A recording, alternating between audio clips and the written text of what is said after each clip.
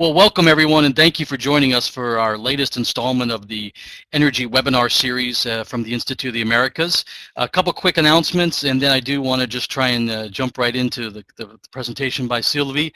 I would be remiss if I didn't call everyone's attention to the La Jolla Conference, our 23rd annual energy conference coming up here in La Jolla, California at our home base on the Pacific Coast on May 21st and 22nd. And also just want to remind everyone, at @IOA_energy is our Twitter handle. Please be sure to follow us. And for those of you who may be interested and your firms may be interested, don't hesitate to look into sponsorship of our webinar series. We would welcome that. And I know there's a lot going on in Mexico today with the presentation of the secondary laws, but we're happy to have Sylvie Dapot joining us from Rio de Janeiro to talk about the future of natural gas in Brazil. And Sylvie is very well positioned to talk to us about this. She has worked for many years in the international energy arena, having returned to Brazil after a stint at the International Energy Agency in Paris, heading up their Latin America division. She's worked with IHS Serra. She's worked at Gas Energy, a firm many of you know in Brazil, and now is heading up as a managing partner Prisma E&T Consultores Asociados. And I've had the pleasure of working with and hearing Sylvia present many times over the years, and so I know we're in for a treat today, but also in for some great analysis and insights into a topic that I think is one that we're all interested in. The last year to 18 months in Brazil has seen with the severe weather situation, with the drought, with the bid rounds, with the focus and some of the bidding on trying to incentivize investment in the gas upstream, movements on LNG projects in Brazil. I think there's a lot to talk about, and I'm especially keen to hear how Sylvie, what her insights are in terms of how Brazil continues this discussion over its huge reliance on hydropower and the diversification of its power generation matrix, something that we all have been looking at and talking about for several years. So, and I didn't even mention the World Cup later this year and how Brazil will manage its energy needs during the World Cup. But without further ado, I'd like to invite Sylvie Dapot to make her presentation. And as Alexis mentioned, Sylvie will speak for about 30 minutes, and then we'll have our Q&A that Alexis will kindly moderate. So again, Sylvie, thanks so much for your time today, and over to you for your analysis and presentation. Thank you, Jeremy. Good morning or to everybody, or good afternoon. It's 3 o'clock in Rio de Janeiro, so it's the afternoon. It's a great honor for me to be speaking today on this webinar. Thank you to the Institute of America for inviting me. It's quite a challenge to speak in 20 minutes of the future of natural supply in Brazil. I could speak an hour and a half, so I'll try to go quickly over the slides. And if there is anything that I've gone too quickly, then we can discuss it in the Q&A session. Alexis, can you confirm that you can hear me well? Yes, the sound is great, Sylvia, and you should be able to move through the slides now as well. Okay, so let me just start with just a few words of about what Prisma does. We are a boutique consulting group. We are formed by a few senior specialists, which have a large expertise that spans the whole oil and gas chain. We focus on gas, but gas cannot be distinguished in the upstream from oil, and it's very difficult to distinguish in the downstream from power. So we do the whole chain. We're located in Rio de Janeiro. That means that we know the situation in Brazil very well. We have face-to-face contact with the main players, but we also have, and my colleagues also have previous international experience in both industry and consulting, and that helps us to give us a global perspective to our analysis of Brazil. We don't do only Brazil, we look at Latin America as a whole, but today I will focus on Brazil. So I would like to span over three main questions this afternoon. I'd like to look at what natural gas production in Brazil is today and what are the perspectives to 2020. And look at how does this compare with expected gas demand growth, especially with regards to how much more gas to power can we expect. Is there really a bonanza, or is there a scarcity of natural gas in Brazil? This is a question that many people are asking themselves in the last few months. And then looking at the evolving supply-demand balance, what is the role, the future role of LNG imports?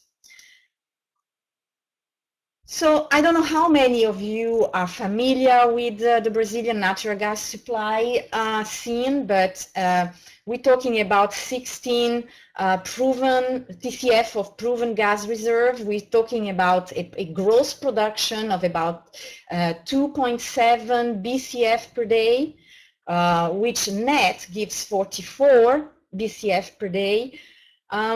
Throughout this presentation, I use mostly million cubic meters per day because that's what we use in Brazil, but I've tried to translate it into BCF per day, as I know that that's what is used in North America.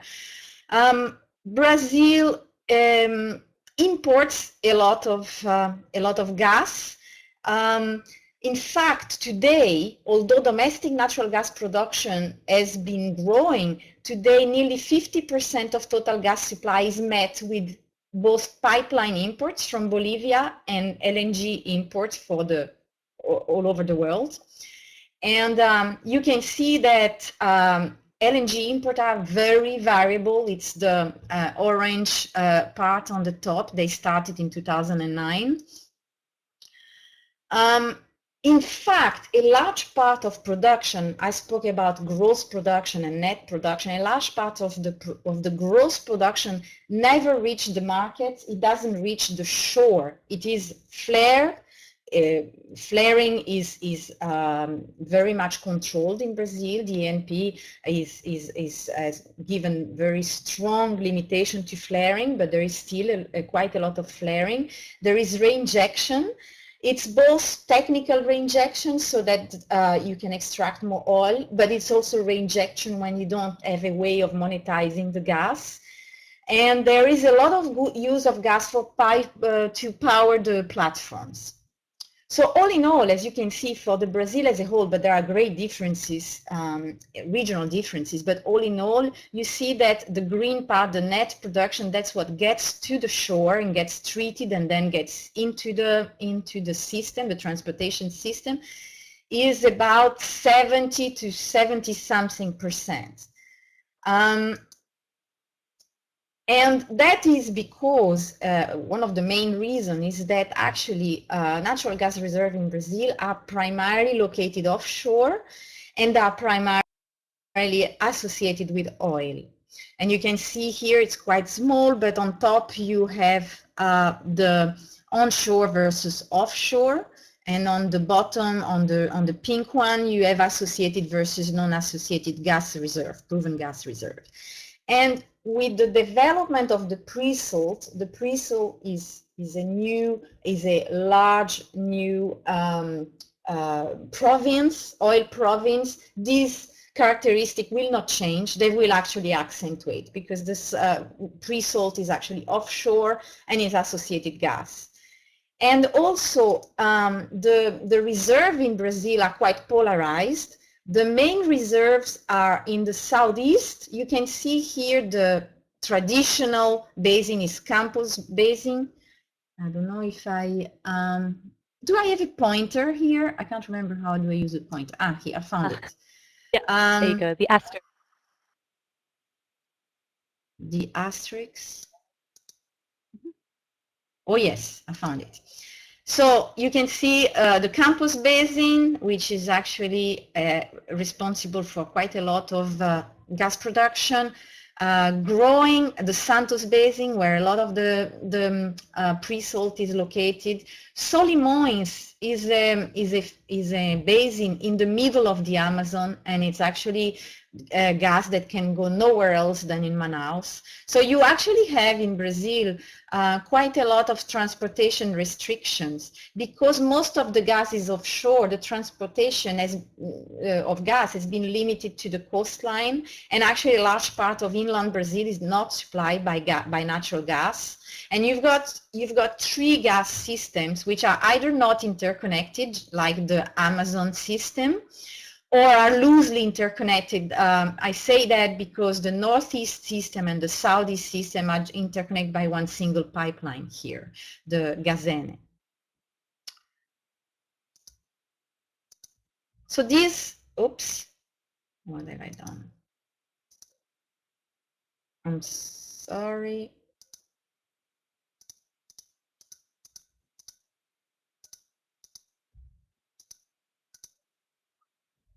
Nevertheless, the onshore Brazil has quite a lot of potential. In fact, very little of the sedimentary areas of Brazil have actually been explored so far. There are 29 main basins with more than 7.5 million kilometers of sedimentary area, but actually only 321 square kilometers are under E&P concessions. I'll talk more about the E&P concession, especially the ones that have taken place in 2013. But what we have today, it's just over 300,000 square kilometer under exploration area, and just over 20,000 kilometer which are actually in the production phase. Nevertheless, there has been quite a diversification of players. We now have more than 70 concessionaires, about half Brazilian and half foreign companies. So I was talking about bidding grounds. The opening of the gas sector, of the oil and gas upstream sector in Brazil started in 1999, and there were around 0 in 2000, and then nearly every year followed a round. There were a few years without rounds, and finally this year there were 3. Bid round 11 was in May, focused on new frontier and marginal accumulation basins. Bid round 12 focused on onshore gas, and then also the first production sharing bid round, because the Presalt is now under a different framework, a regulatory framework, and new areas that are not considered yet, which are in the Presalt and other strategic area that are not defined for the moment, is just the Presalt, will not be conceded through the concession system, but will be awarded through a production sharing agreement. So looking quickly, I just want to say the bid round 11 actually aroused quite a lot of interest. 71 companies registered, and then 64 were authorized, and 30 were successful, 12 Brazilian, 18 foreign, and about half of the blocks were awarded in all of the areas. And there was quite a lot of signing bonds connected. So it can be considered like a successful bid round. Now, it's another story for bid round 12, the one that was focusing on natural gas, on onshore natural gas area, on some, and some of the basins, there were 5 new frontier basins, Acre, Parecis in particular, are very far away. I'll try to use the pointer again. Acre is here, Parecis is here, and this is San Francisco.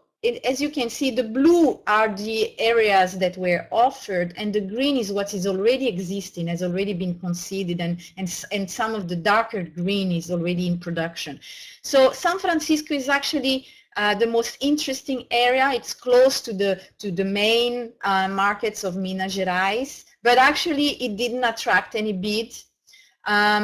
there is also a new basin, that's Paraná here, and there were also, it's not quite visible here, but the Recôncavo also was offered an attractive bids, and this is Maranhão here, close to where some quite successful gas fields are already being explored.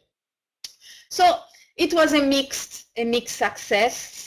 There were bids, especially from new players. There were 7 Brazilian new players and 4 foreign companies, but actually Petrobras was the big player in this bid, and it acquired 43, more than half of the blocks as an operator, and it participated in other consortia as a non-operator in 6 consortia.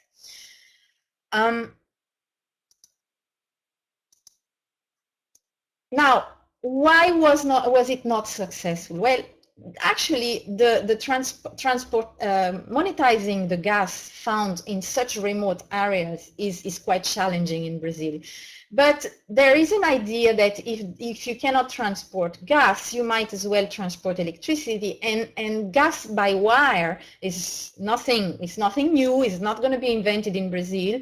And seems a good way of monetizing gas in remote areas everywhere in the world. But in Brazil, there are some peculiarities in the power system, in the power regulation, in how the system actually acquires new capacity that makes gas by wire quite challenging, and this is the main reason, in my opinion, that have reduced the interest in Round 12.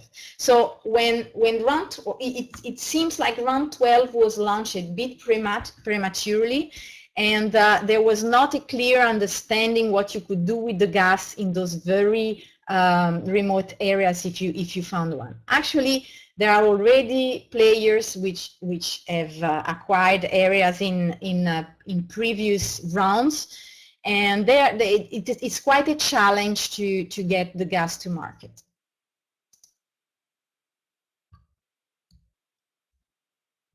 Get to next slide.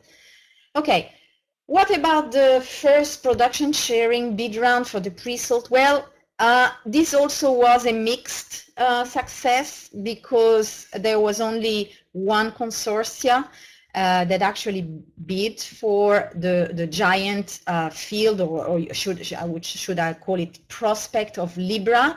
It's actually expected to produce at its peaks 1.4 million barrel per day of oil and 40 million cubic meters per day. 40 million cubic meters per day, it's actually what Brazil is producing net today. So it's a lot. It will require a lot of time to be fully developed.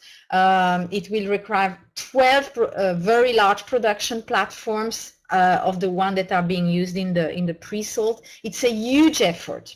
So it's not surprising, and also the signing bonus was set up very high, as well as there was a minimum profit oil share that was set in the auction notice. And the last thing is that Petrobras has to be the operator, and it has to have a minimum 30% participation. So it was kind of this is a new regulation. So this first bid round was a test, let's say. It's good that there was at least one consortia, but the fact it was the only one might lead to question whether the government has left money on the table or not. So this consortia is Petrobras with 40%, Shell, Total, and two a Chinese company. So what does it mean for the structure, the institutional structure of the industry? Because actually today, Petrobras is, although there has been 15 years of opening since the opening of the E&P, and we are now at the 13th bid round, if we count the Presalt one, Petrobras still operates more than 90% of is responsible as an operator for more than 90% of oil and gas production. And you see that the next company is actually a much smaller share. And it's going to take some time, but eventually this, and it's not only in the upstream, because as you can see from this graph, Petrobras controls most of the natural gas value chain. The oil is a bit different, but in the case of gas, Petrobras actually produce 99%, transmit it all through the domestic pipeline, which pertains to, it's a subsidiary, it's 100% subsidiary of Petrobras. Petrobras controls 51% of Gasbol, which is the pipeline through which it imports gas from Bolivia. It actually has it controls the 3 regasification terminals.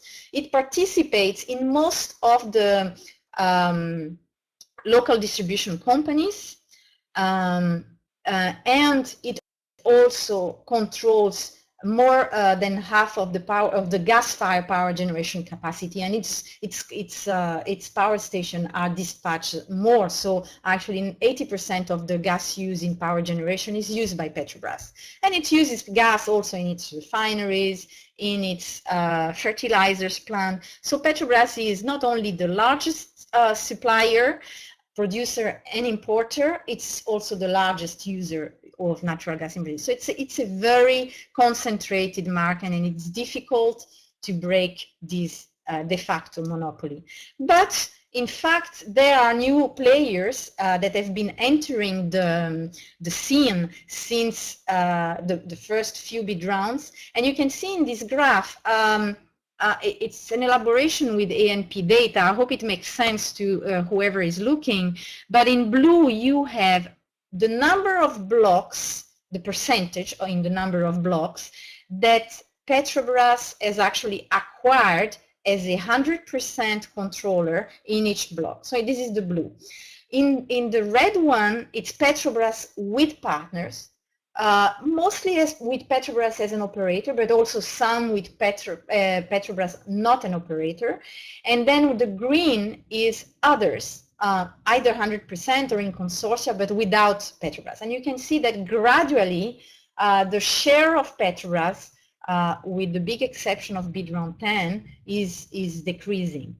And of course, the PS, the product sharing one, is all red because it was one consortium with Petrobras. And the blue one, tier 2010, is the transfer of right that was done in 2010, that the government transferred areas to Petrobras, so this is blue. But those greens that since the bid round 1, 2, 3, 4, 5 has been explored their areas, and some of them have been successful and discovered the oil and gas, and they are actually coming into the scene. And it's okay if you find oil, you'll be able to monetize it very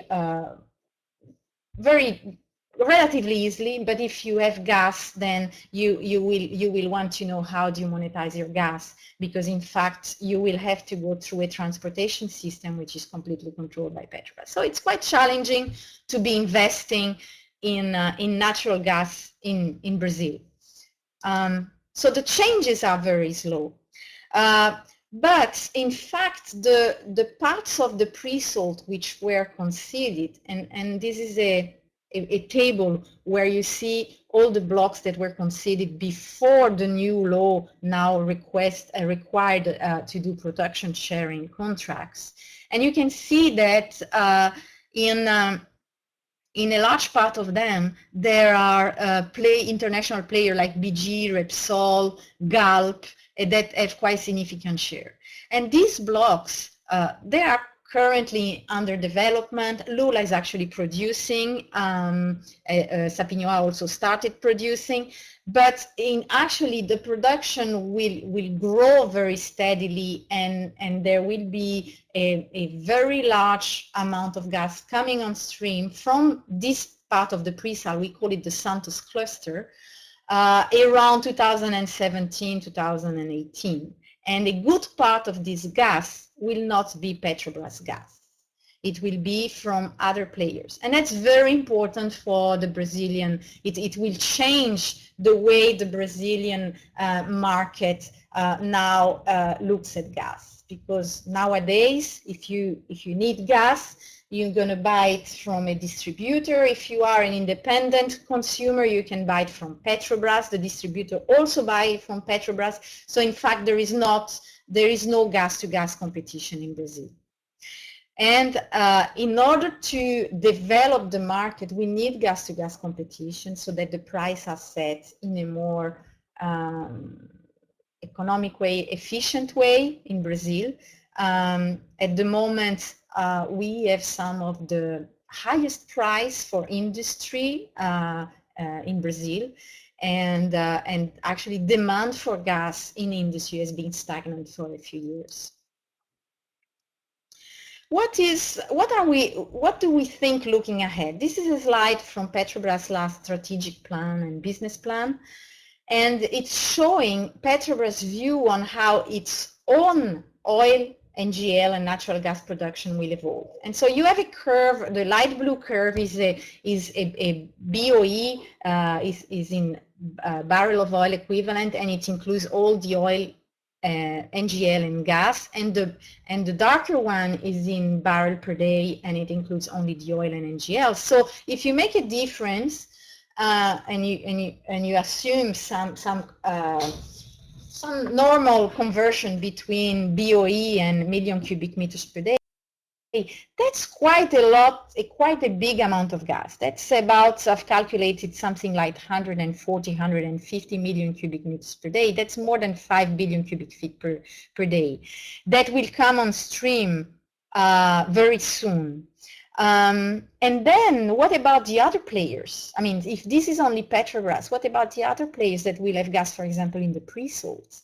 There is another graph where Petrobras shows what he thinks Brazil as a whole will produce, and you can see that the difference is actually 1 million cubic meters. And then if you assume a gas content, a relatively conservative gas content, you get to another 40 to 60 million cubic meters. So that's quite a large amount of gas.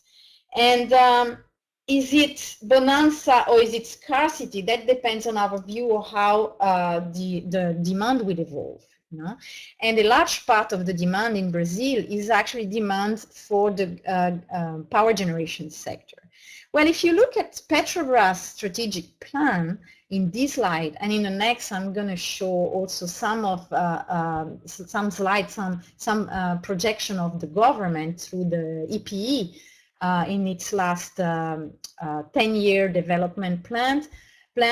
It's actually, there will be no additional gas use in power plant. And that's quite surprising because if you look at Brazil's, this slide shows the government plan, and it doesn't, out of 62 gigawatt of new capacity that are going to enter in this 10-year plan, only 5 gigawatt is thermal, and of these, quite a few is actually gas-fired, and is pretty much further down the, there is some expansion which are already being contracted, but further in the future, actually, the government is betting on hydro and other renewables, wind, biomass, and even solar. And in this respect, we have some doubts because a lot of the new hydro capacity will come from very large hydro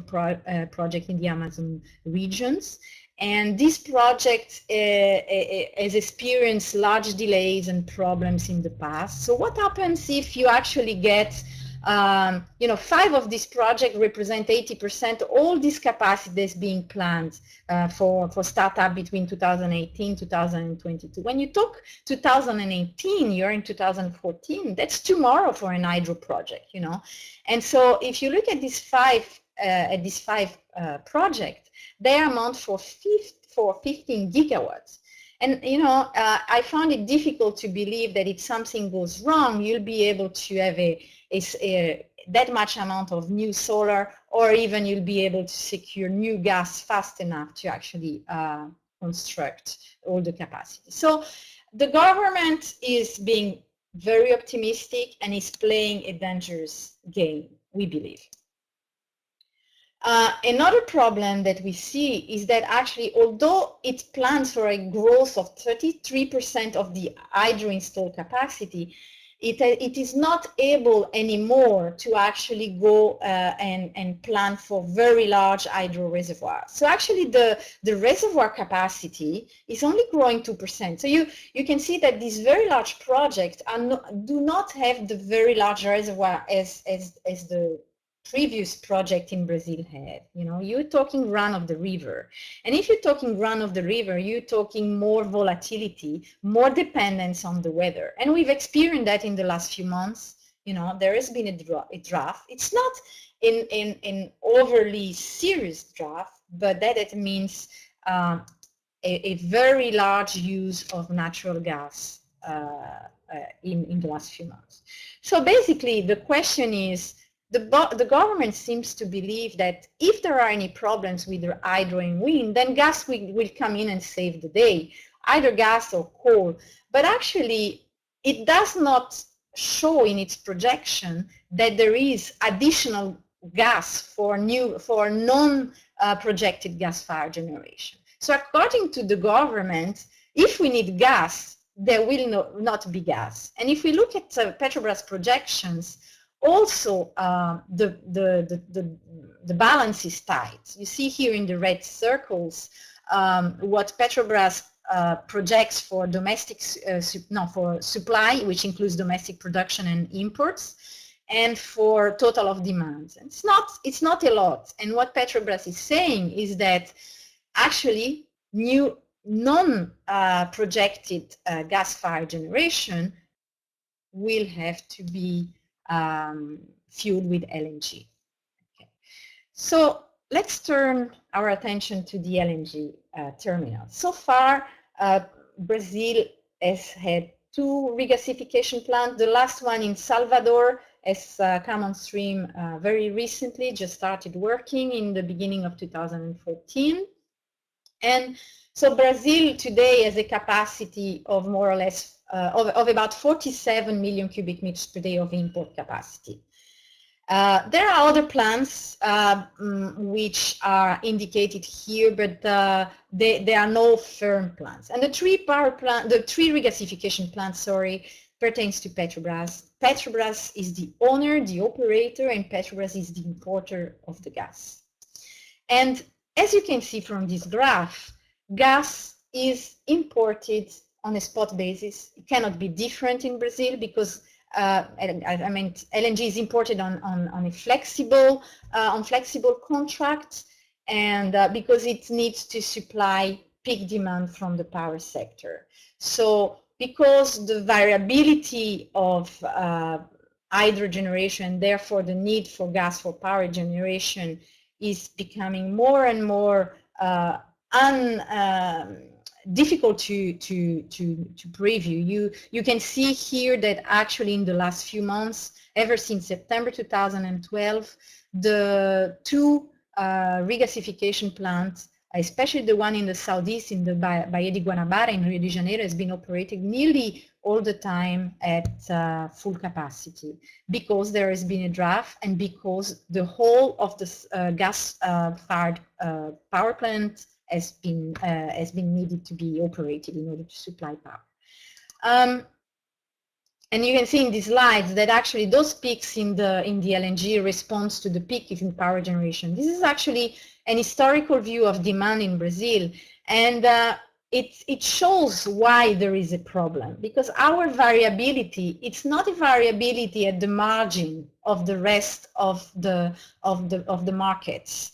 It's actually when you are dispatching all the power plants in Brazil, you're actually using more gas than in all the sectors together. In the blue, you have got the industrial sector, which has been growing steadily. In Brazil, you don't need a lot of gas for the residential and commercial, but you've got quite a lot of use in the automotive sector as CNG.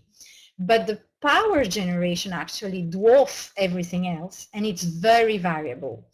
In this square here, we're talking about dispatch that varies from an average, from a monthly average of 10% to 100%. And that's the result. You have a difference in demand of gas that is more than 40 million cubic meters. From one day into another, you could have this difference. So it's quite a difficult demand system to actually supply.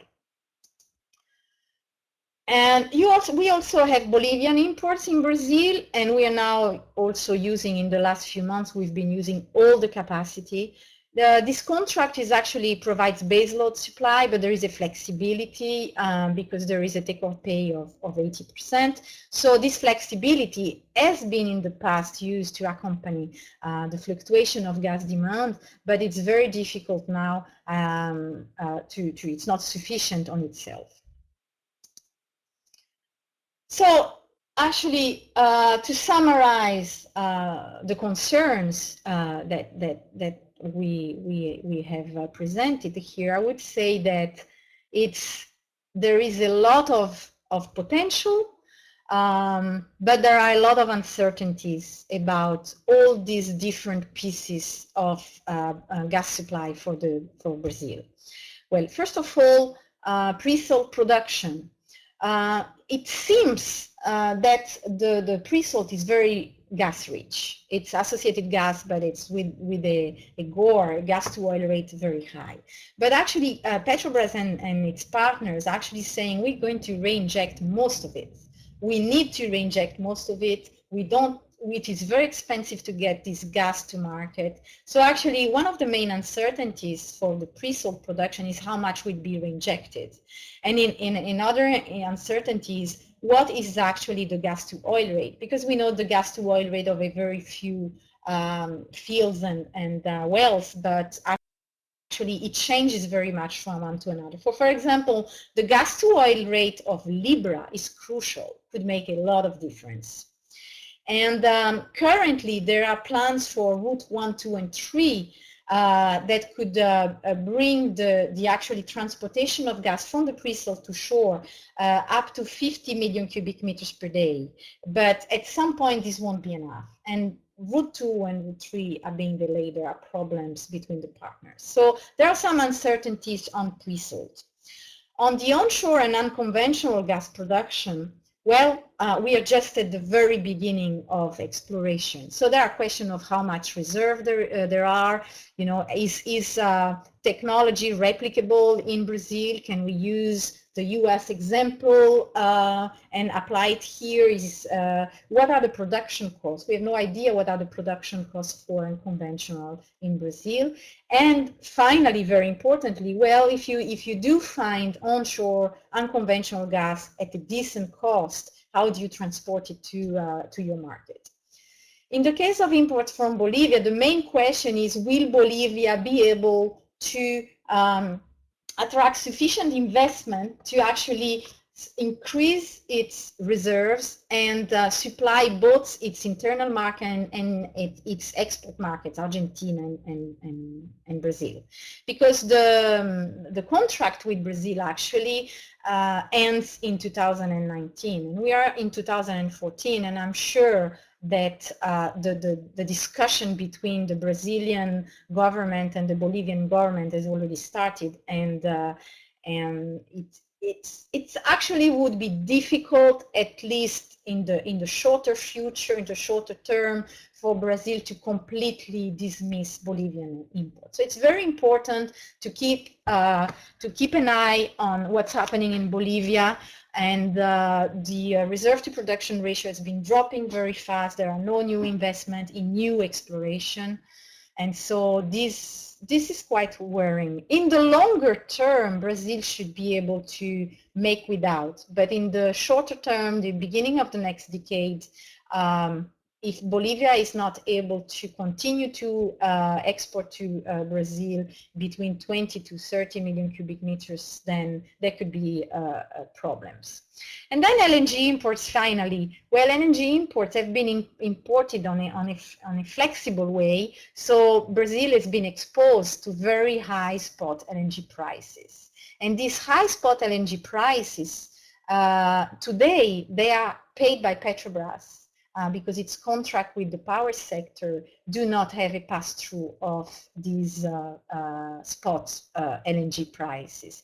But in the future, if other players are willing to actually construct new power plants, and if these power plants are based on LNG, there is an incompatibility between the flexibility that the government wants the power plants, the gas-fired power plants to behave, and contracting LNG out there on a flexible way. So you either have a very flexible plant with flexible LNG contract, which is very expensive, or you could have a more baseload gas-fired power production based on a more baseload LNG contract, which would be cheaper. But this is something that has not been resolved so far, and that's why there are, you have seen that it's very difficult to see new gas to power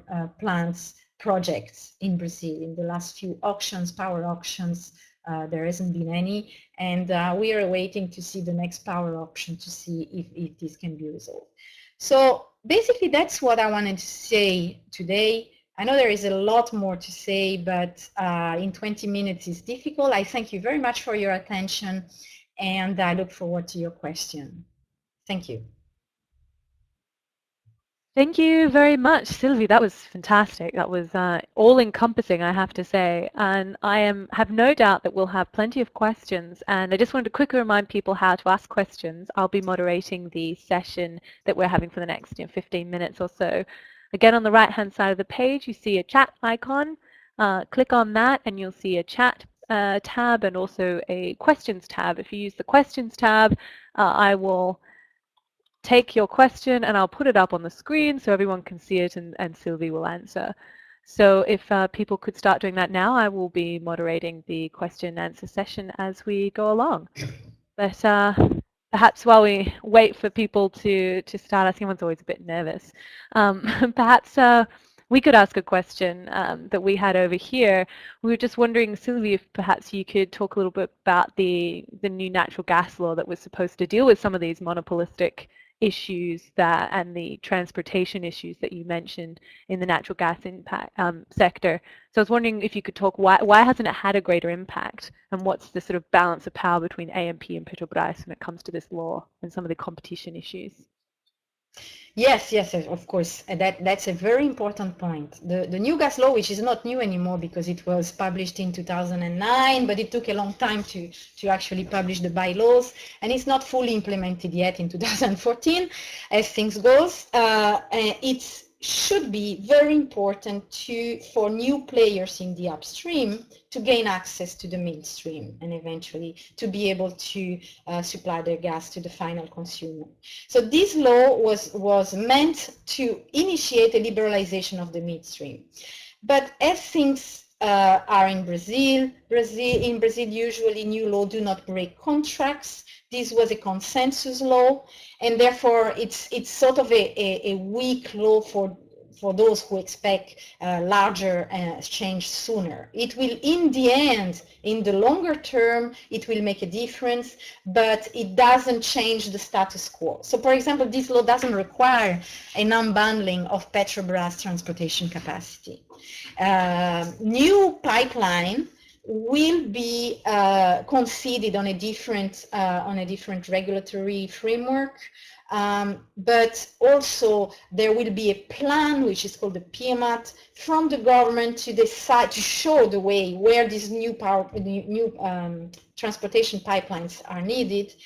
PMAT has taken it has taken 5 years. It's just come out and is a very disappointing first plan because it basically says there is no need for new pipelines, and it's like a circular. When you find gas, you actually, in Brazil, you're actually going to declare that you found gas if you already have an idea of how you will monetize it. And this idea on how to monetize includes generally a pipeline, a new pipeline. So if you see that this is difficult, you will not declare your gas discovery. You put a plug on your well and you go away. You go on looking for oil. So basically, the new law that hasn't got a bigger effect because it's a law that doesn't break Petrobras' monopoly on transportation. It just relies on new pipelines. And then the government comes in and says, well, actually, there is no gas, not much gas coming on stream, and therefore there is no need for new pipelines for the time being. So it's a little bit of a catch-23 problem. Indeed, indeed. I have a couple of questions here from people as well. This first, can you give us an example of the spot prices you're currently paying, and how much lower would you expect the long-term prices to be? It's difficult to say what spot price is. Is it the spot price for LNG, or is it the price that for the consumer pays? I'm not quite sure. I understand. LNG. Oh, sorry, he just confirmed LNG. Okay, yes. Spot prices has been as high as $20 per MBTU in the beginning of the year. It was very, very high, but they varied. I mean, every cargo has its own price, because actually Petrobras has got umbrella agreements with a lot of suppliers. So when it needs a cargo, it just fills in the price and imports. So it changes. And during the North Hemisphere winter, LNG was very expensive, and that's when we needed LNG for the power sector. So it has been very, very expensive for Petrobras to get its LNG. And a longer term price, well, I'm focusing here on Brazil and not on the overall global energy. I've got ideas, but I'm sure there are people that are much better positioned than me to make projection for what is the global LNG price, or even the Atlantic LNG price long term. That's very diplomatic of you, Sylvie. So our next question is something that I know is a problem, not just in Brazil, but across Latin America. Perhaps you talk a bit about environmental concerns. And I assume this person's talking about natural gas as well, but perhaps, I know this is something that has impacted natural gas in terms of not being able to meet the hydro capacity because of environmental and community concerns. Perhaps you could talk a little bit more about that. Yes, there are environmental concerns, but more to the point, there are concerns that the environmental body is not able to actually evaluate all the project, be it hydro or also thermal project, quick enough to actually give a response. There is a federal environmental body, and there are state environmental bodies, quite complex. And that has delayed hydro projects. Other concern that have delayed our project is social opposition. I mean, when you have to displace people, there are also a lot of NGOs concerned about big hydros in the Amazon, because you actually have species that may be endemic on a certain area that will be flooded. So there has been opposition to that. On the specific gas side, we have had an example of exploration blocks awarded that then have not received the permission from the environmental body to actually drill a well.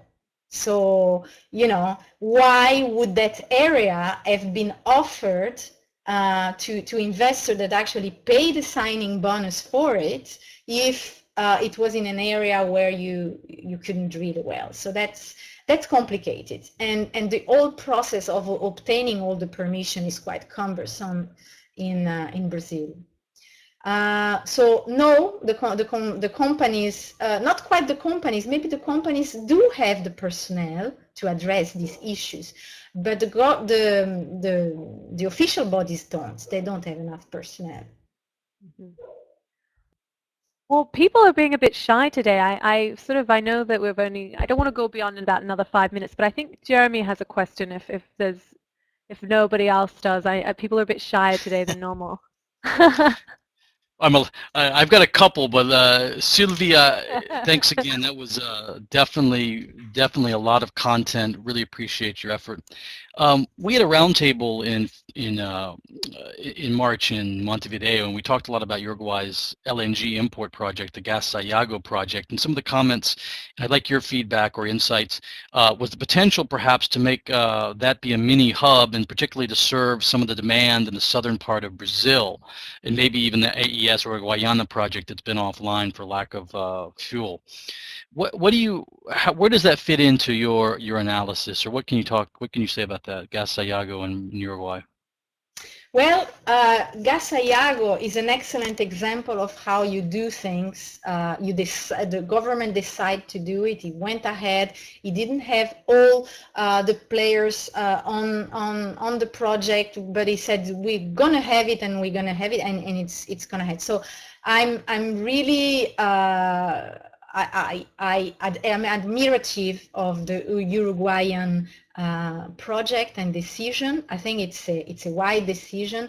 It's a kind of decision that it's easier to take in a smaller country. In Brazil, it would be very difficult to do something like that. And then you pointed out of the southern part of Brazil. The southern part of Brazil is craving for new sources of natural gas and has been trying to actually, there has been various projects to install an LNG regasification terminal in the south of Brazil, and both from Petrobras had announced one, and then private player had announced another one, but basically they didn't go ahead. But the three states of the south, they are only supplied today by the southern line of the gas bowl, which is actually a telescopic leg, and therefore the amounts that can be supplied to Porto Alegre, which is the southern capital in Brazil, but a very I think very active industrial city, it's very small. So I mean, it will be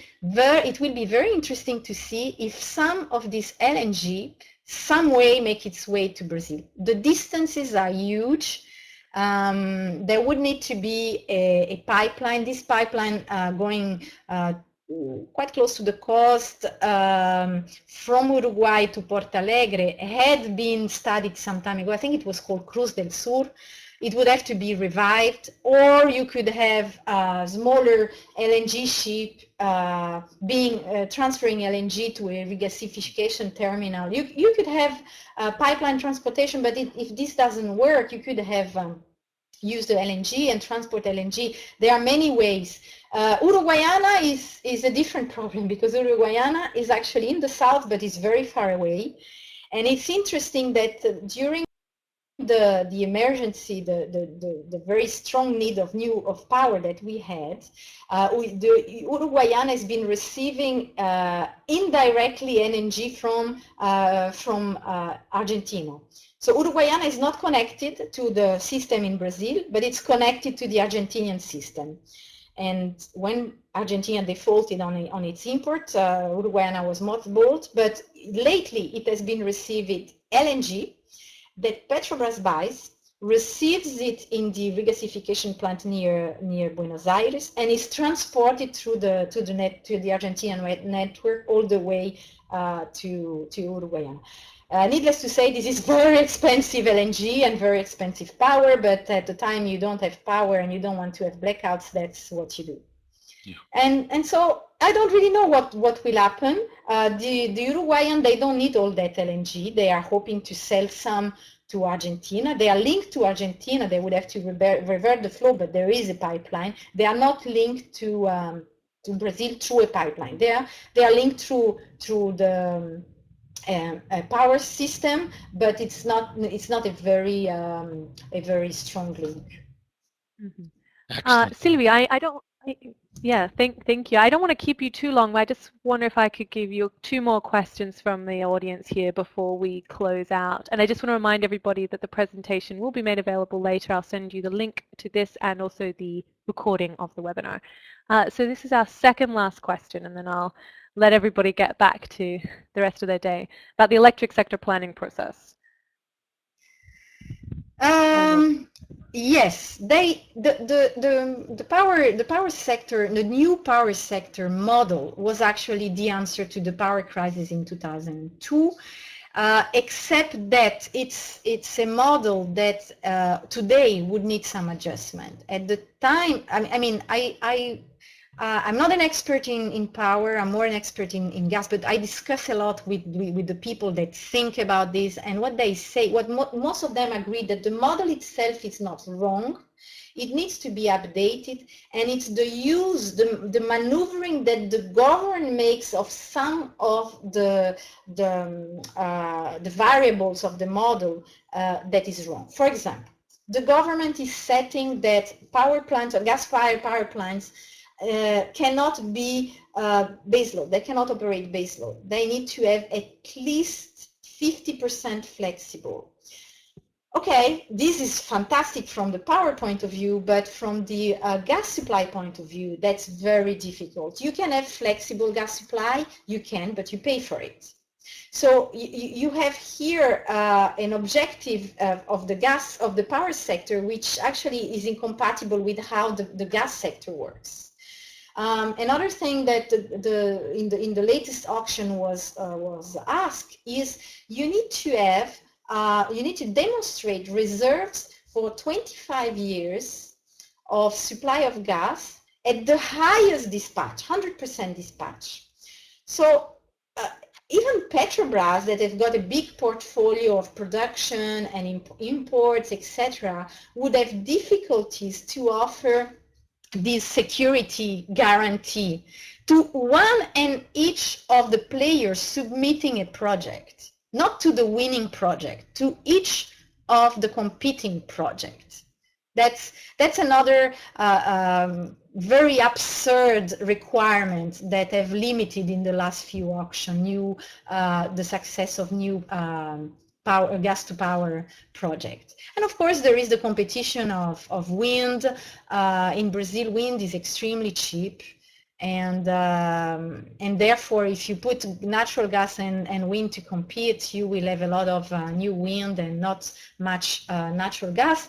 But in the end, when there is no hydro and the wind is not blowing, you will need some thermal capacity. And I think the government is starting to realize that, and we're all expecting to see if for the next auction some of these small, it's not the model that needs to be changed, these are the rules that are implemented in each auctions, which are at the discretion of the government.